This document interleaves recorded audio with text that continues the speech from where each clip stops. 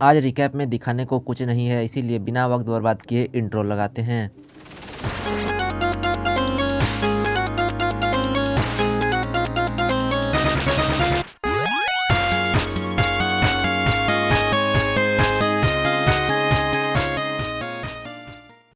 हम 8 साल पहले का एक फ्लैशबैक देखते हैं जिसमें एक यंग लेलुश अपने पिता और ब्रिटानिया के एम्परर से बात करना चाहता है। वहाँ पर लोग कम आवाज़ में बात कर रहे हैं उसकी माँ मैरियन के मौत के बारे में और कैसे उसकी बहन भी अब कोई काम की नहीं है। लेलुश एम्परर चार्ल्स से अपने माँ के कत्ल के बारे में सवाल करता है, मगर एम्परर को बिल्कुल भी फ़र्क नहीं पड़ता है। लेलुश धमकी देता है कि वो ये सब छोड़कर चला जाएगा, मगर एम्परर भी यही चाहता है और उसे और उसकी बहन नोनेली को जापान भेजने का डिसाइड कर लेता है एक बार्गेनिंग चिप के तौर पर। करंट टाइम में लॉर्ड लैंसलॉट के बारे में कॉर्नेलिया को बता रहा है। सुजाकू के बारे में सुनकर वो उसे तुरंत वारंट ऑफिसर के पोस्ट पर प्रमोट कर देती है। इसी दौरान सुजाकू अपना होमवर्क कर रहा है और सेसिल उसकी मदद कर रही है क्योंकि मिलिट्री ज्वाइन करने की वजह से सुजाकू ने ढंग से पढ़ाई नहीं की थी। सेसिल कहती है कि उसे थोड़ी चिंता हो रही थी जब उसे पता चला कि वो ब्रिटानियन से भरे हुए स्कूल में ज्वाइन करने वाला है। सुजाकू भी इस बात से सहमत है और कहता है उसे बहुत डिस्क्रिमिनेशन झेलना पड़ सकता था, मगर उसके एक पुराने दोस्त ने सब संभाल लिया, इसीलिए उसे कोई दिक्कत नहीं हुई। वो सुजाकू को अपना जैमफील्ड राइस केक टेस्ट करने को कहती है और अब लॉर्ड आकर अनाउंस करता है कि आज का काम ख़त्म हो गया है और सबको घर चलने को कहता है।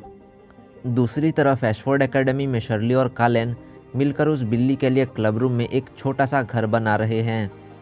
इसके बाद हम देखते हैं कि मिली फ़ोन पर अपनी मॉम से बात कर रही है। यहाँ पर उसे पता चलता है कि एशफोर्ड एकेडमी के प्रेस्टीज को बनाए रखने के लिए उसकी शादी तय हो गई है। हम देखते हैं कि ब्रिटानियन मिलिट्री अब साइतामा बस्ती को घेर रही है। कॉर्नेलिया इस हमले में शिंजुकू जैसा सिचुएशन क्रिएट करना चाहती है ताकि ज़ीरो बाहर निकले। यहाँ पर होने वाले हमले को न्यूज़ चैनल में भी ब्रॉडकास्ट किया जा रहा है। लेलुश जानता है कि कॉर्नेलिया उसके लिए जाल बिछा रही है, फिर भी वो वहाँ जाकर कॉर्नेलिया से आमने सामने बात करना चाहता है। C2 को उसका यह आइडिया पसंद नहीं आता है क्योंकि वो इसमें मारा जा सकता है जो उनके कॉन्ट्रैक्ट के लिए हानिकारक होगा। लेलुश उसकी बात नहीं सुनता है तो C2 एक गन निकालती है, मगर वो सिर्फ उसके पैर पर गोली मारकर उसे रोकना चाहती है। ये देखकर लेलुश भी एक गन निकालता है, मगर C2 को मारने के लिए नहीं बल्कि खुद को मारने के लिए। लेलुश कहता है कि C2 के आने से पहले वो एक जिंदा लाश की तरह इधर उधर भटक रहा था और अभी मर जाने पर सब पहले की तरह हो जाएगा। ये सुनकर C2 समझ जाती है कि वो बिना कारण के जीना नहीं चाहता है और वो उसे जाने देती है। इसी वक्त साइतामा बस्ती में मिलिट्री वालों ने बिना कोई ठोस कारण के लोगों को मारना शुरू कर दिया है। फुल स्केल अटैक शुरू हो चुका है, मगर जेरेमाया के स्क्वाड को रोक दिया गया है ऑरेंज वाले इंसिडेंट की वजह से। जेरेमाया कहता है ये सब उस ज़ीरो की वजह से हो रहा है और विलेटा को डाउट होने लगता है कि कहीं वो अननोन स्टूडेंट तो ज़ीरो के साथ काम नहीं कर रहा है। लेलुश छिपकर सब देख रहा है और एक सोल्जर उसके पास आकर वो क्या कर रहा है पूछता है। लेलुश उसे झूठ बोलकर बाहर निकलने को मना लेता है और उसके नाइटमेयर पर कब्जा कर लेता है। वहाँ के टेररिस्ट घबरा गए हैं और ज़ीरो उनको कांटेक्ट करके अपना प्लान बताता है।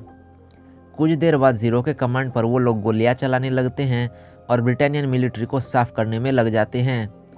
यहाँ पर लेलुश आसानी से बैटलफील्ड को कंट्रोल कर रहा है और ब्रिटानियन मिलिट्री के हाथ से लड़ाई खिसकते जा रही है।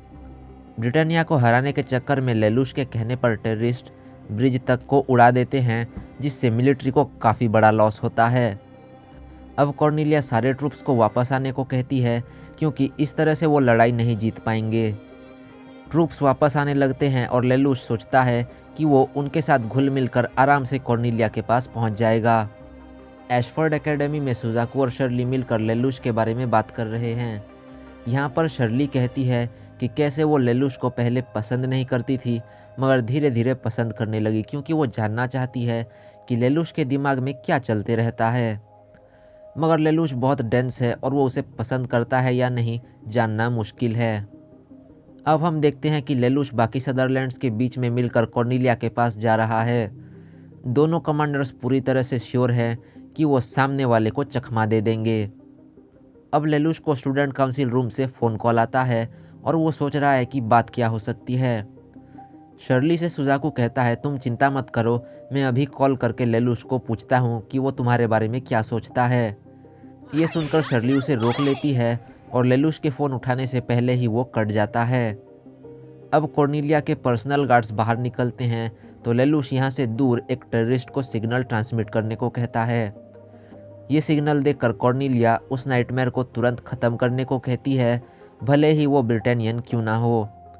कॉर्नेलिया के पर्सनल गार्ड्स जाकर उस नाइटमेयर को बिना चेक किए ही ख़त्म कर देते हैं। लेलुश को नहीं लगा था कि ऐसा होगा और वो फिर से एक टेररिस्ट को अपना लोकेशन ट्रांसमिट करके कॉर्नेलिया के गार्ड्स आने पर घेर कर मार देने को कहता है।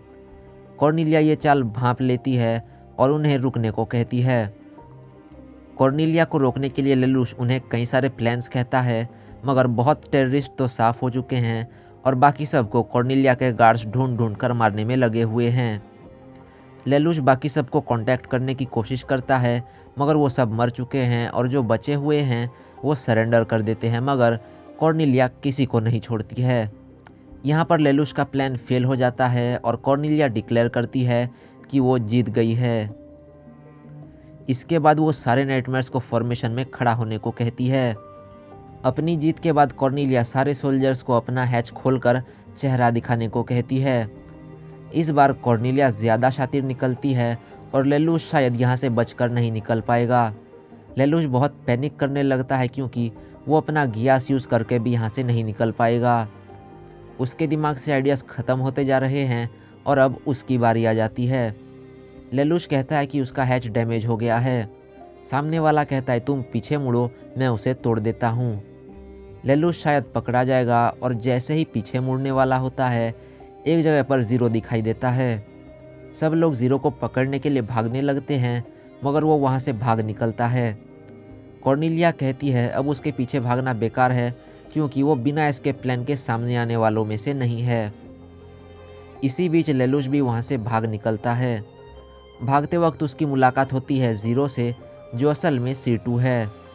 लेलुश थोड़ा नाराज़ है और C2 उसे कहती है जीतने के लिए कंडीशंस इक्वल होने चाहिए, जो इस लड़ाई में नहीं थे। अब लेलुश कहता है ब्रिटानिया को हराने के लिए मैं एक नेशन खड़ा कर दूंगा।